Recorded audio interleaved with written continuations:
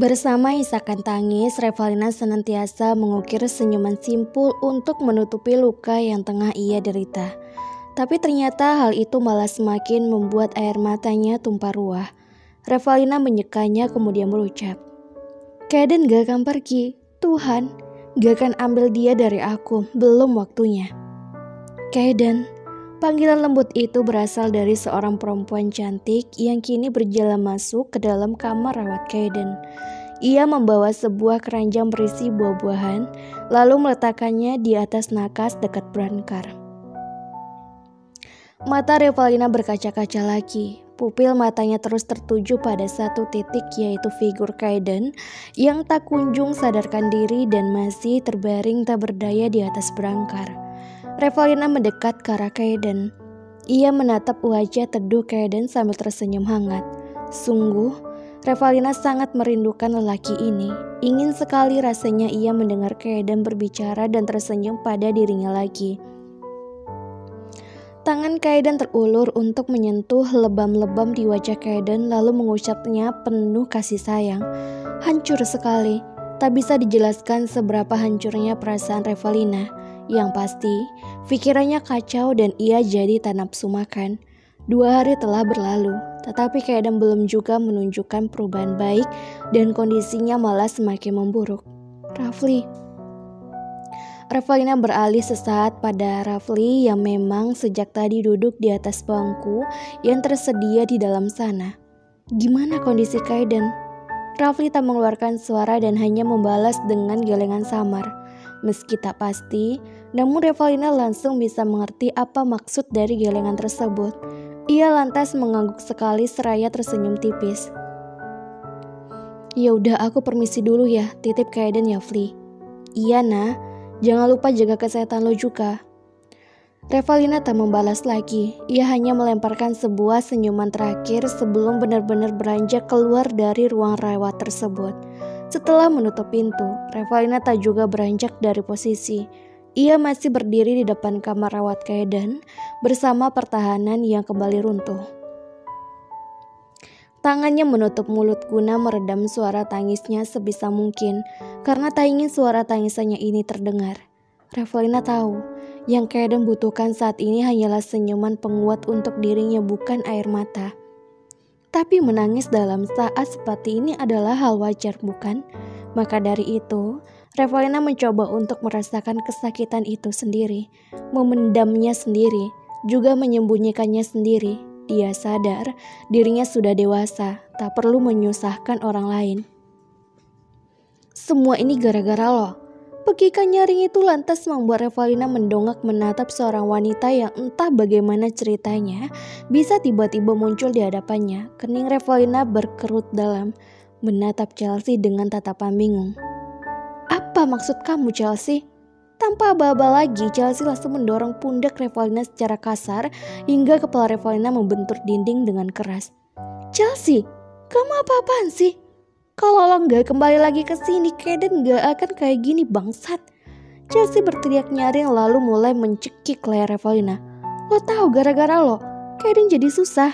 Dia pasti kepikiran tentang lo dan kondisinya jadi kritis kayak sekarang." "Chelsea!" Revalina berusaha sekuat tenaga untuk melepaskan cekikan kuat Chelsea pada lehernya. "Lepas! Lo pantas mati, lo emang seharusnya mati." Revalina masih berusaha sebisa mungkin untuk melawan, hingga akhirnya ia berhasil melepaskan diri dari serangan gila Chelsea. Revalina segera memelintir tangan Chelsea secara ganas dan menahannya agar wanita gila itu tak memberi perlawanan lagi. Lepas! Chelsea meringis kesakitan saat merasakan tangannya yang seolah akan lepas akibat serangan balik Revalina. "Jangan macam-macam sama aku, Chelsea," sentak Revalina tegas. "Aku udah bilang, aku juga bisa jahat, atau bahkan jauh lebih jahat dari kamu."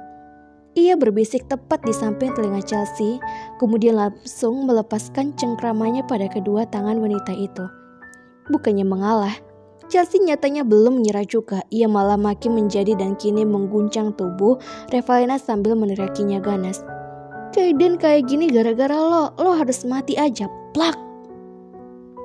Bunyi tamparan menggema di koridor rumah sakit.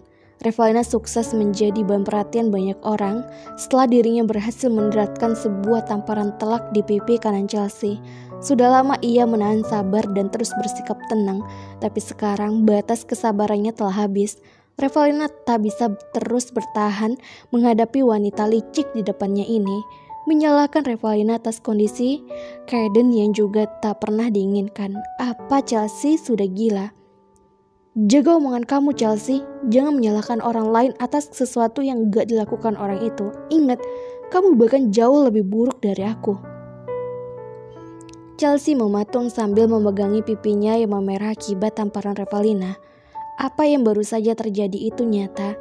Revalina berani menamparnya. Lo gila, Chelsea berulah lagi. Ia memelototi Revalina dengan kedua tangan di kepala kuat. Sayangnya, Revalina tak terlalu peduli. Ia malah mengambil ponselnya lalu beberapa saat kemudian ia menempelkan benda pipi itu di samping telinga. Membuat Chelsea makin bingung dengan siapa orang yang sedang Revalina hubungi. Beberapa saat menunggu, senyuman Revalina merekah ketika teleponnya berhasil terhubung dengan si penerima panggilan. Halo, Detektif Rivaldo? Mendengar kata detektif, kedua mata Chelsea lantas terbelalak kaget. Ia hendak merampas telepon tersebut, namun secepatnya ditahan oleh Revalina. Kirimkan semua bukti pembunuhan Lutfi ke kantor polisi sekarang. Saya tunggu kabar baiknya, ujar Revalina pada seorang di seberang sana. Setelah itu, ia langsung memutus sambungan telepon dan memasukkan ponselnya ke dalam saku Snelly. I told you Chelsea, aku bisa menjatuhkan kamu sejatuh-jatuhnya, kapanpun aku mau. Revalina mundur satu langkah menatap Chelsea dengan seringai tajam di bibir. Selamat bersenang-senang Chelsea di penjara. What? Apa maksud lo? Chelsea berteriak seperti orang tak waras, tetapi teriakannya itu tak dihiraukan sedikit pun oleh Revalina. Revalina mengedipkan sebelah matanya sambil tersenyum miring dan langsung melengos pergi meninggalkan wanita itu begitu saja. Ia tak peduli lagi pada Chelsea. Mau Chelsea membusuk di dalam penjara pun, Revalina tak peduli. Untuk semua perbuatan jahatnya atas nama cinta buta, Chelsea tak pantas dikatakan sebagai manusia.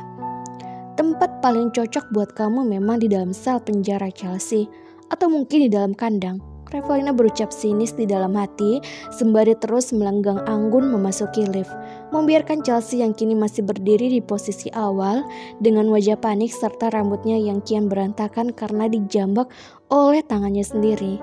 Chelsea menjelma menjadi monster gila tak berakal. 1 bulan kemudian, ditemani alunan musik yang menenangkan serta teh hangat di pagi hari, Revalina tersenyum tipis seraya menulis diari kesayangannya dengan beberapa kalimat. Dengan posisi tengkurap di atas kasur, Revalina menyeka air matanya yang sekali beranjak turun kala ia menuliskan deretan kalimat di sana. Teruntuk kamu, orang yang selalu ada buat aku, orang yang selalu jagain aku mau bilang, aku sayang sama kamu. Terima kasih untuk setiap waktu dan setiap kasih sayang yang sudah kamu kasih buat aku. Kadang aku teringat saat kita berdua berbicara dengan suara, saling memberi tatapan hangat, bercerita bahwa hari itu kita sedang bahagia dan bersyukur masih bisa bersama. Jujur, aku tersenyum. Sebahagia itu rasaku dulu. Detik ini, suaramu masih berdengung di kepala. Kenanganmu masih berputar di udara, yang tiap hari selalu kubawa, yang tiap hari tak pernah lepas dari pikiranku. Aku selalu berdoa supaya kamu tetap ada di sini sama aku, jagain aku dan peluk aku lagi. Aku cuma pengen merasa hangat untuk sementara. Kalau dipikir-pikir, aku ini lemah banget ya. Revalina berhenti sejenak dari kegiatan menulisnya, menyeka air mata dengan selembar tisu lalu kembali melanjutkan. Aku masih ingat sapaan pertama kita dulu. Kejam, sadis, dan nyebelin. Tapi itu yang bikin kamu beda dari yang lain. Apa kamu masih ingat? Sekarang, kamu baik-baik aja kan? Semoga kamu selalu bersama Tuhan yang menyayangimu. Air mata ini, aku terlalu bodoh. Dia tidak bisa berhenti keluar. Padahal seperti kata kamu, aku gak boleh nangis. Maaf ya, dia keluar dengan sendirinya. Dari perjalanan panjang ini, aku bersyukur pada Tuhan karena Dia masih memberimu kesempatan untuk melihat dunia dan melihat aku. Terima kasih Tuhan. Aku sayang kamu, Kaiden. Revalina lagi-lagi menghapus air matanya dan tersenyum tipis. Dadanya terasa sesak, matanya sembab. Perasaan ini begitu membingungkan. Suara ketukan pintu membuat Revalina menoleh ke arahnya. Ia tersenyum lagi saat seorang pria tampan muncul dari balik pintu. Secepat kilat, Revalina beranjak bangkit dari kasur dan berlari menghampiri cowok itu hingga jatuh ke dalam pelukannya.